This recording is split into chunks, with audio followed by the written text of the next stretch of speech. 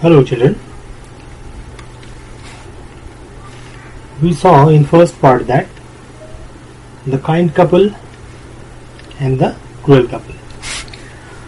The dog helped the kind couple and he thought the dog did not help the cruel couple, and so that the cruel couple killed the dog, and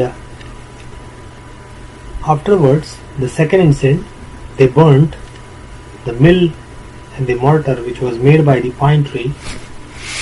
They burned down, and when they asked, after giving that two things to the wicked couple, the kind person, the kind farmer was sleeping. Not long after that, the good old man dreamed again, and the spirit of the dog spoke to him, telling him how the wicked people had burned the mill made from the pine tree. Take the ashes of the mill, sprinkle them on the withered trees, and they will bloom again, said the dog spirit. See, afterwards, when the cruel couple burned down the two items, mill and mortar, the spirit of the dog came into his dream, the kind man's dream, and the dog told, what did he say? He tell, take the ashes of the mill, sprinkle them on the withered trees. Withered trees here means the dry trees, without leaves and without flowers. So if he sprinkles the ashes on the tree, then the trees will bloom again. The old man awoke and went at once to his wicked neighbor's house, where he found the miserable old pair sitting at the edge of their square fireplace in the middle of the floor, smoking and spinning. From time to time they warmed their hands and feet with blaze some bits of the mill, while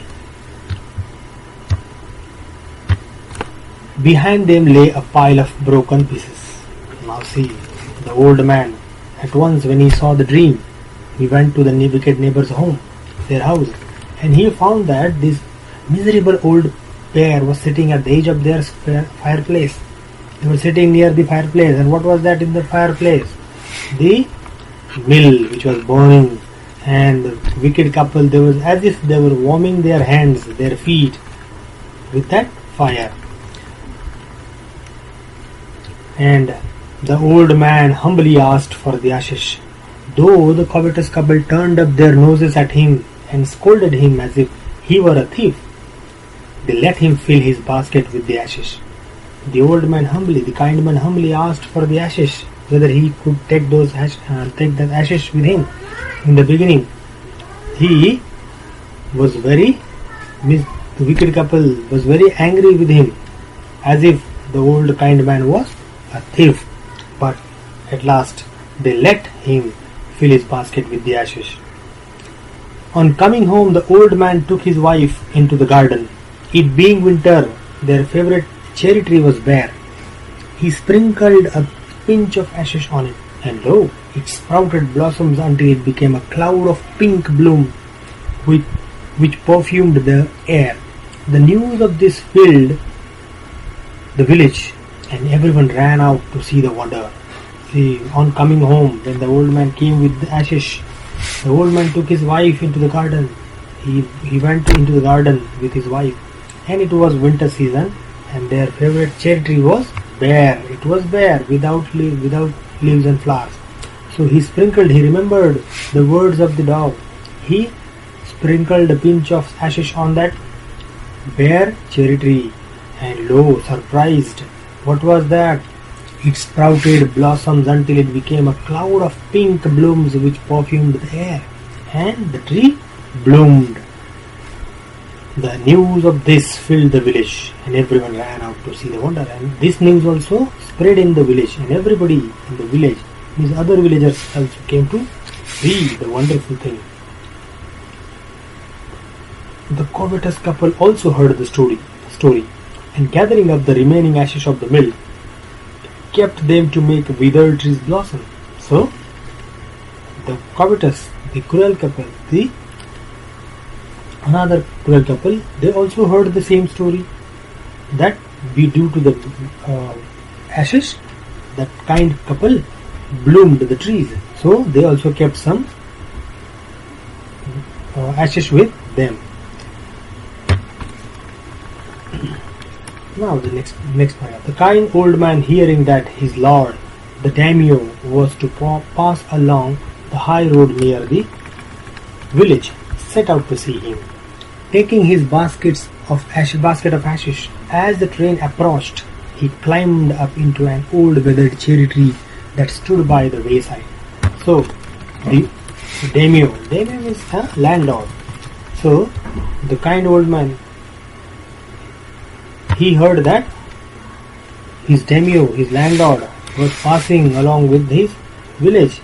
So everybody wanted to see that landlord, to the daimyo. So to praise him, as if he wanted to praise him, to make him happy.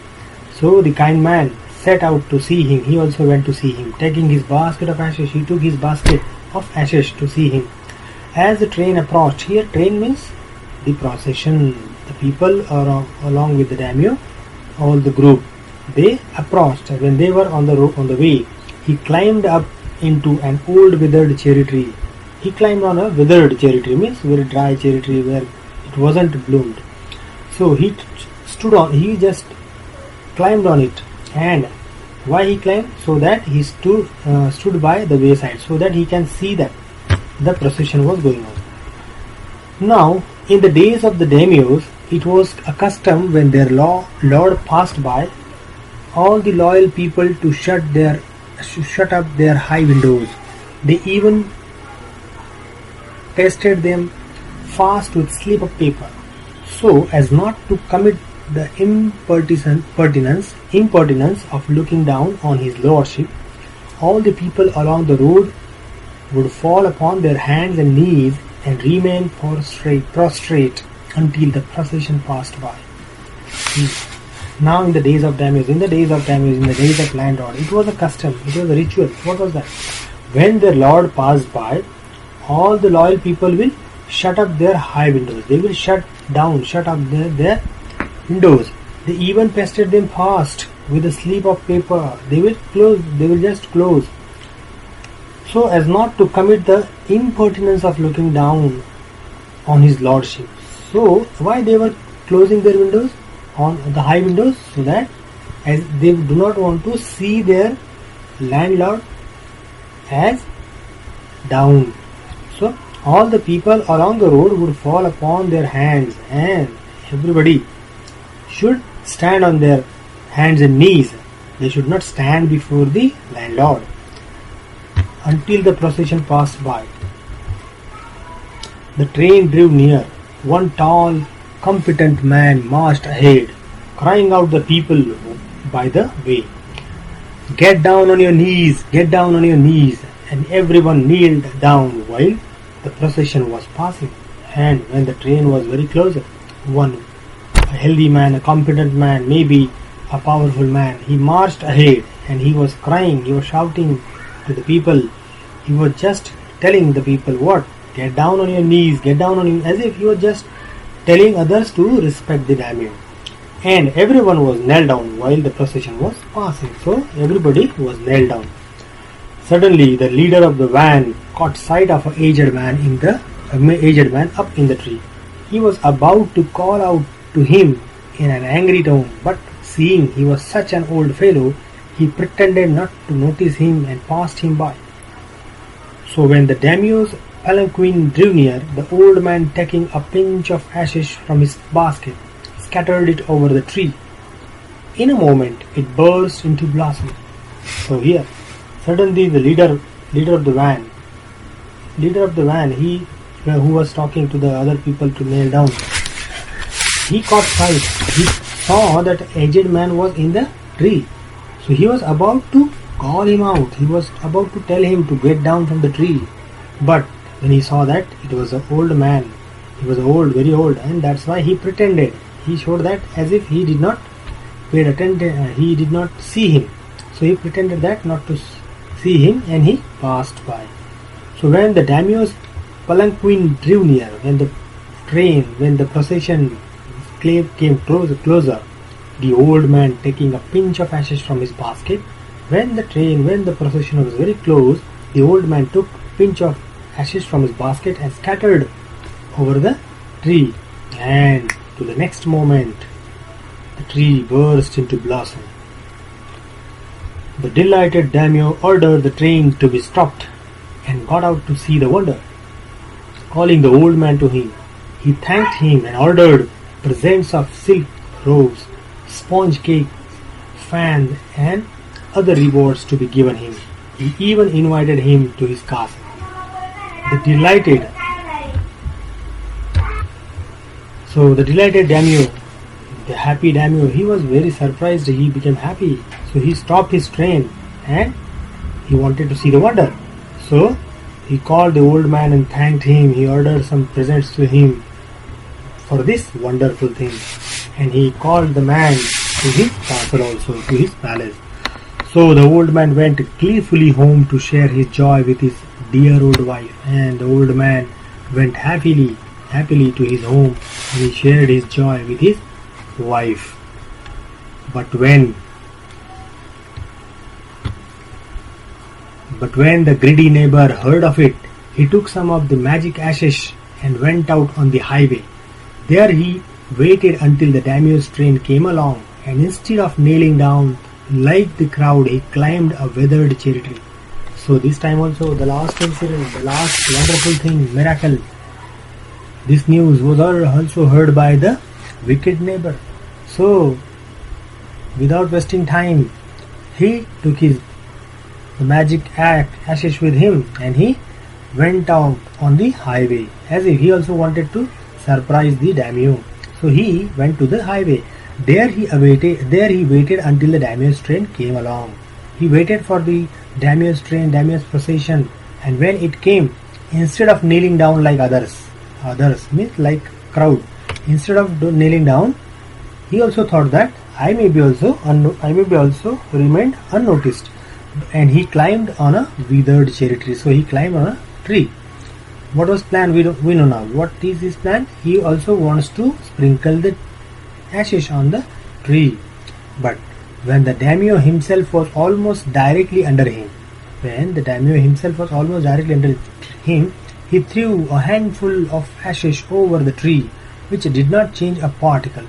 The wind blew in the fine dust in the noses and eyes of the daimyo and his wife.